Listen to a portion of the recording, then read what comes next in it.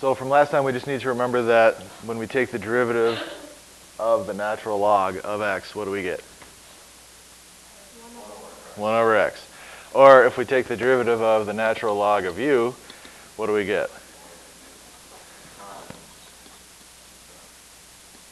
If we have that, then we get u prime over u, basically. That's the short way to write it. Or you could say it's u prime 1 over u times u prime. This is easier. This is usually how you're going to wind up using this derivative of natural log. So we're taking the derivative here. We're taking the natural log of the square root of x plus 1. And my hint to you is to try to rewrite by applying the properties of logs before you take the derivative. So this is going to be the natural log of x plus 1 to the 1/2, which means the 1/2 out front, and I have 1/2 natural log of x plus 1. So now if I take the derivative of that, I'm going to use this u prime over u here because u is actually going to be x plus 1. So I have f prime of x equals the 1/2 times u prime, which is 1 over x plus 1. That's it. So the u prime over u is definitely useful. It's the way to go. When you take the derivative of natural log, it's 1 over x. So the natural log part goes away. And then if you needed to, you could simplify that as 1 over 2 times x plus 1. That'd be fine. Or if you needed to, you could distribute the 2 in. So 6 times more complicated. Let's see if we can do this one. What do we do? No. Rewrite it. It might take a couple of steps, but what are we doing first? Yeah, split up the numerator and denominator. So now we have the natural log of x times x squared plus 1 squared minus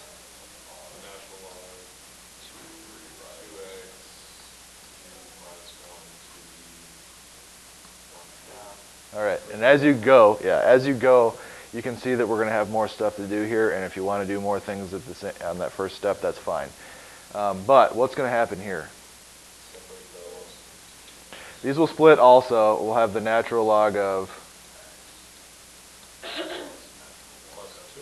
plus, now we're going to have the natural log of this, but that exponent can come down, so plus 2 natural log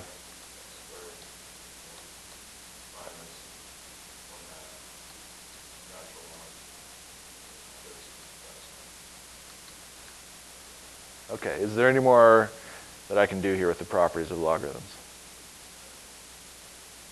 No, so we're ready to take the derivative then. This is f of x equals all of this stuff, and we can just take the derivative as you see it. So f prime will be what?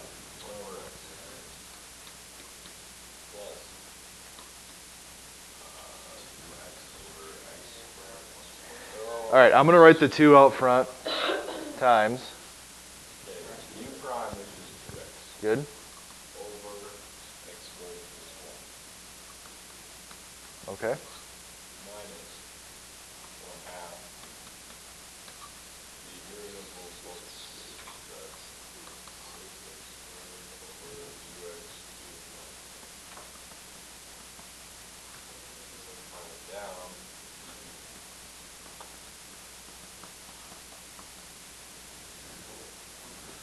4x over x squared plus 1 minus 3x squared over 2x cubed minus 1. You hope, right? Could we, if we were forced to, make a common denominator and make this all one term? Yeah, we could. We're not going to on this problem, though. But to make a common denominator here, we'd have to multiply a fancy one here by this denominator and this denominator multiplied together. For this one, we'd have to multiply by that and that. And for this one, we'd have to multiply top and bottom by that one and that one. It is doable, though. If this is a multiple choice problem, and you looked at the answers and they were written with a common denominator, then that would be your next move. And it probably wouldn't take that much, actually. Most likely they'd write it as a common denominator but not multiply everything out. That's my guess. That'd be pretty brutal of them to do. Yeah, well, I wouldn't either, but we're going to leave our answer like that. Now, in the next problem, we are going to find a common denominator, but it's not going to be as difficult as this one would be. All right, we can also use the properties of logs to help us differentiate ridiculous things, like this one. Y equals this mess. With x not equal to 2, why can't x be equal to 2?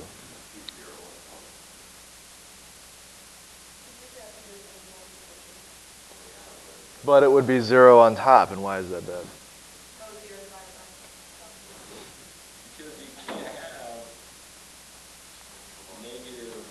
Because the natural log of 0 is undefined. So in this case, we have the 2 down here. If I put the 2 down here, then that gives me 4 plus 1 is 5. The square root of 5, there's nothing wrong there. The problem is I'm using natural log here, and natural log of 0 is undefined. So I can't have 0. The reason that I can't have 0 is because what we're going to do is we're going to apply the natural log to both sides. We're going to have the natural log of y equals the natural log of that whole thing. This is going to help us take this derivative. Otherwise, you'd be taking that derivative using the quotient rule and the chain rule twice. And that could get pretty ugly. So this is going to simplify our problem.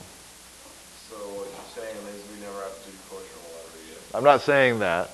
I'm saying that you can do this. All right, you can only do this if y is greater than 0 due to the restriction on the natural log. We can't cross over the y-axis. So how do you know? Because I'm restricting it to say that y has to be greater than 0.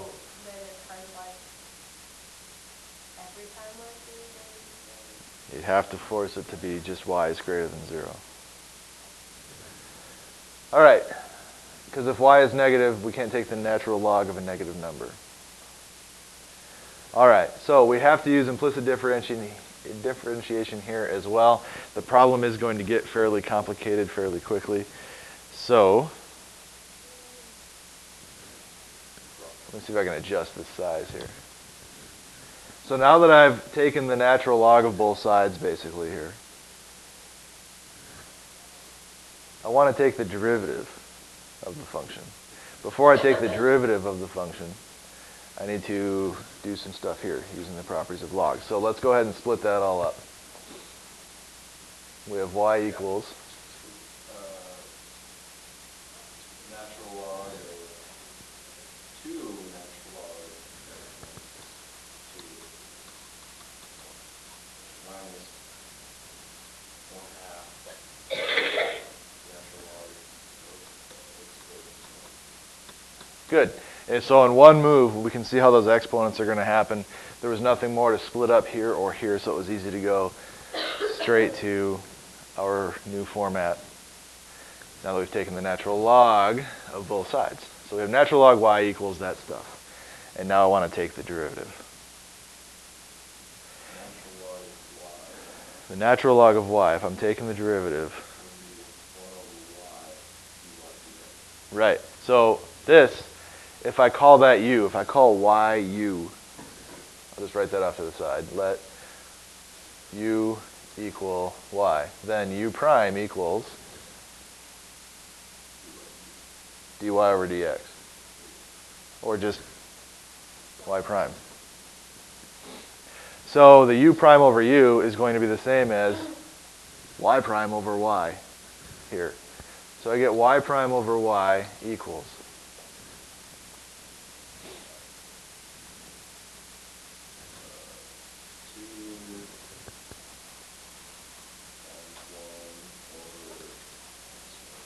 good.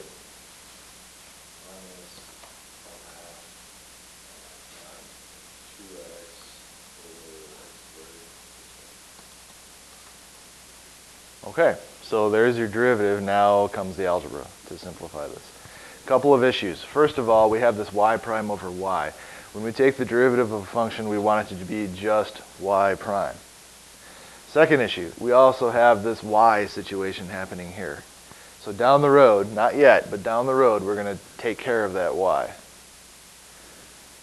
Finally, we want to simplify this. So y prime over y equals. What can we do to simplify this thing?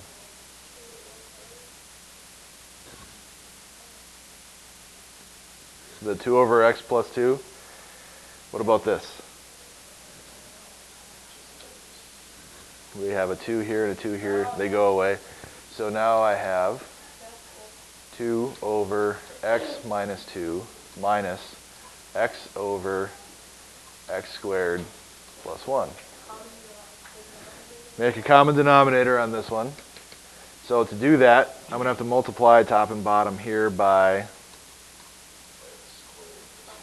Good. And over here, top and bottom by... So the bottom, we're going to get x cubed minus the plus. The bottom we're not going to multiply out. Are we gonna multiply the top? We are. So you get 2x squared plus 2 Minus minus x x squared squared. minus plus 2x. Okay. No. I'm going to write this one down. Minus x times x minus 2 over x minus 2 times x squared plus 1. I'm writing that one down because right away I noticed that when we were distributing that x in, we got the minus because of the minus sign here, but the minus here didn't carry into here. So this is actually, when we distribute that, going to be a negative x squared, but a positive 2x. You did, but somebody else didn't. We were like, whoops. Was it your point? No, it's okay. So just be careful when you're doing something like this. So off to the side, I'm going to write 2x squared plus 2 minus x squared plus 2x. Right? X squared plus 2x plus 2. Okay? All right. So this is x squared plus 2x plus 2 in the top, divided by x minus 2 times x squared plus 1. Most of the time we leave the bottom. You'll see what happens here in a little bit. We're okay to that point. Okay, now the problem is, over here, we still have y prime over y. And we've seen some problems in the past where we had a variable that we didn't really want to have in our answer. We had to use implicit differentiation to do what we did here. But now I want my answer written without an extra y involved. So what can I do? Substitute what? Yeah, the original equation right here is what y equals. Things just took a turn for the terrible. But, so here's what we're at, where we're at. We have y prime over y equals this thing over here. So if I multiply both sides by y, that gets the y on the other side, right? But why is this? Why is this is a good question. Y prime equals... That's why we left the bottom. Yes, that's why we left the bottom. So y prime equals y times that stuff, but y is this. So I'm going to write x minus 2 squared divided by x squared plus 1 to the 1/2. That's y times x squared plus 2x plus 2 divided by x minus 2 times x squared plus 1. So that's where we're at now. So now what's going to happen? Now, that cancels. We can create a Fancy y. one. We have some stuff that divides out. The square and the x minus 2 are both gone. What else though?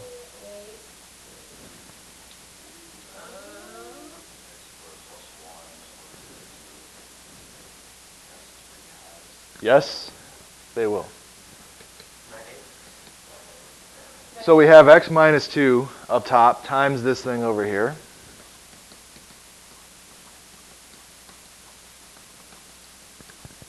Divided by x squared plus 1, x squared plus 1. So these are the same thing. When we multiply like bases together, we add the exponents. This is a 1/2, this is a 1, so it becomes x squared plus 1 to the 3/2. No, we're not going to FOIL that out. This is our answer, though. Y prime equals that. So that's how you do a problem like this. Apply natural log to both sides when it's really, really ugly. Use the properties of logs to split it up so you can take the derivative easily using your u prime over u. Use implicit differentiation to get this guy. Use your u prime over u to get this guy. Common denominator. You're going to have a y sitting over here. Simplify this down as much as you can without FOILing things out. Get the y over here, substitute in what y was in the first place. Simplify stuff down. Simplify stuff down. This is faster. I know. Derivatives involving absolute value in the natural log. No, it's good. So, little prelude here. If u is a differentiable function of x such that u is not equal to 0, then the derivative with respect to x of the natural log of the absolute value of some function is just u prime over u.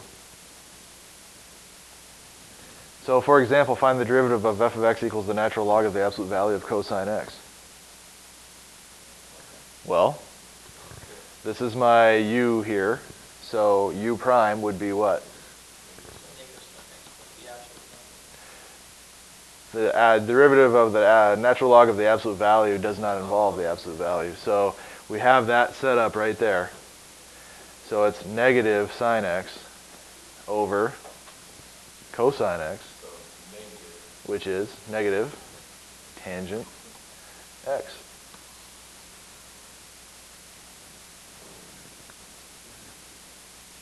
Very nice. It's too difficult. Oh boy. All right, major last problem of the section. Locate the relative extrema. So this is like all the way back into section whatever, or chapter whatever that was, whenever that was, a long time ago. Locate relative extrema. So what are we looking for? Max and min. Yeah, max and min. Of this function, y equals the natural log of that polynomial. Graph this on your calculator and estimate any extrema. So we can do that pretty easily. And then find any extrema analytically.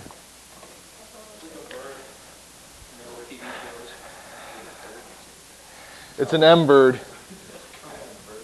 So we have our graph here, and obviously it looks like we have some characteristics here that we can talk about. Maybe some sort of horizontal asymptote up here somewhere, maybe, I don't know. But our job is to find relative extrema. So for sure, on this window anyway, we can see a relative minimum probably, right? Maybe outside of this somewhere there are others. Remember that we're not looking at the whole picture here. We're kind of assuming that there may be a horizontal asymptote or something going on. But there could be a lot more going on outside of this little landscape that we have here. Okay, so we're thinking, what is that probably? About close to -1. Maybe -1.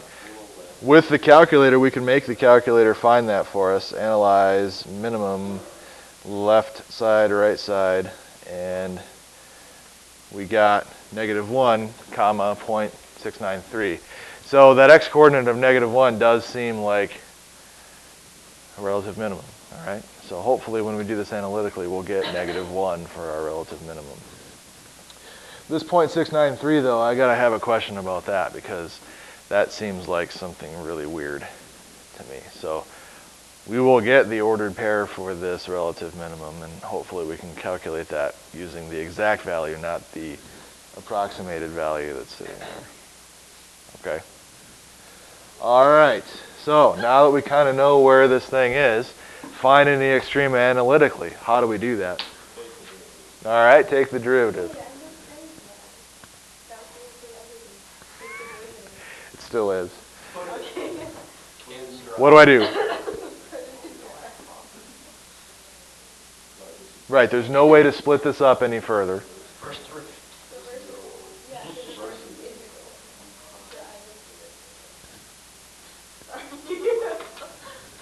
How about y prime equals? Apparently that was the hard part. So what do we get? All right, so what's u prime? 2x plus 2 over that. Over what? You just write that. All right, good. We took the derivative.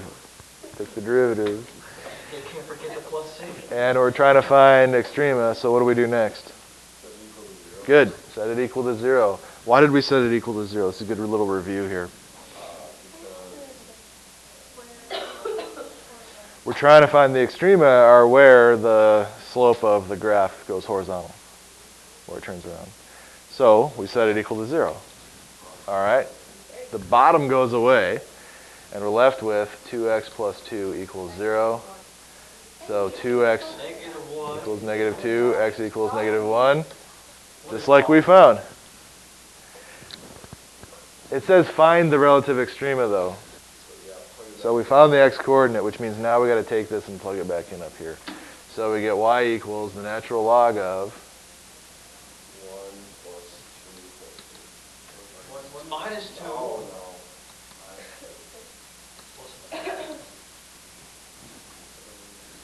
So y equals the natural log of 2. Do we have an exact value for the natural log of 2? 0.9 something, I'm guessing. How about the natural log of 2? So we have a something happening at the ordered pair, -1, comma, natural log 2.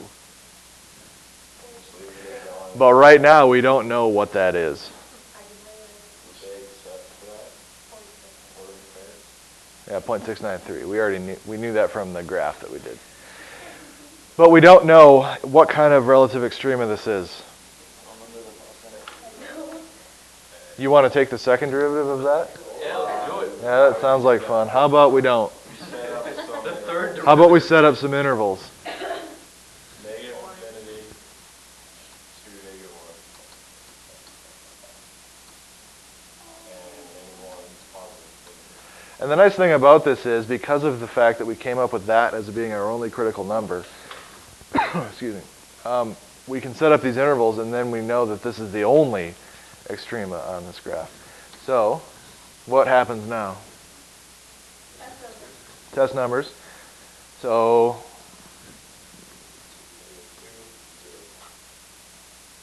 good. Am I plugging this into the original or into the derivative? Why? So we can see if we're increasing or decreasing. We're trying to find the slope, see if it's increasing or decreasing. That's right. Okay, so we plug -2 into the derivative, which is here. Do I care about the number? All right, positive or negative in the numerator? Negative.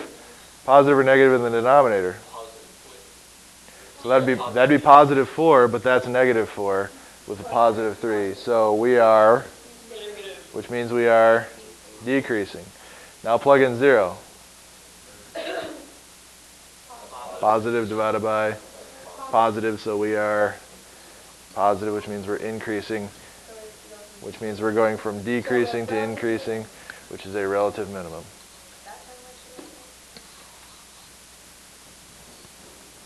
Doable without a calculator. Life's so much easier with a calculator, but on your free response test, when you see these magical words,